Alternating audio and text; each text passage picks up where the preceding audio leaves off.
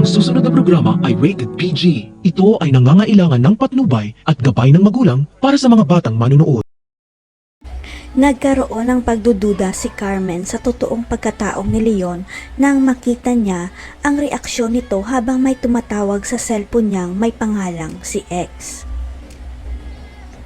Hindi maiwasan ni Carmen na makaramdam na tila yata may tinatagong sikreto si Leon sa kanila, lalo na at hindi nito sinabi kung sino ang misteryosong ex na tumawag sa kanya.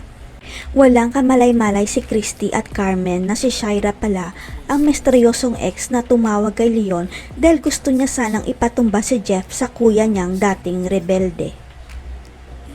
Pero hindi pumayag si Leon sa hiling ni Shaira dahil nagbagong buhay na siya para kay Christy, at kahit ano pang pananakot ni Shaira sa kanya, hindi pa rin siya papayag.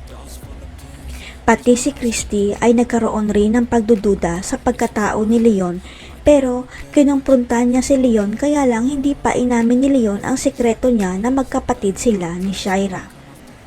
Ang gusto kasing mangyari ni Leon, ikasal muna sila ni Christy bago niya sabihin ang katotohanan dahil gusto niyang makasiguro na hindi siya madaling hiwalayan ni Christy. Ang hindi alam ni Leon, tinuloy ni Carmen ang pagpapaimbestiga sa kanya dahil gusto niyang malaman ang tungkol sa pagkatao ni Leon at kung may sikreto ba siyang tinatago. Hanggang sa lumabas na ang resulta ng pag-iimbestiga ni Carmen sa magiging manugang niya, kaya nakipagkita sa kanya ang private investigator para maisiwalat ang natuklasan niya. Hindi na nagpaligoy-ligoy pa ang investigador at ipinakita kaagad kay Carmen ang birth certificate ni Leon at Shaira at tinuro ang pangalan ng nanay nila. Biglang tumigil ang mundo ni Carmen nang mapagtanto niya na iisa lang pala ang nanay ni Leon at Shaira, ibig sabihin kapatid pala ng magiging manugang niya ang baliw na si Shaira.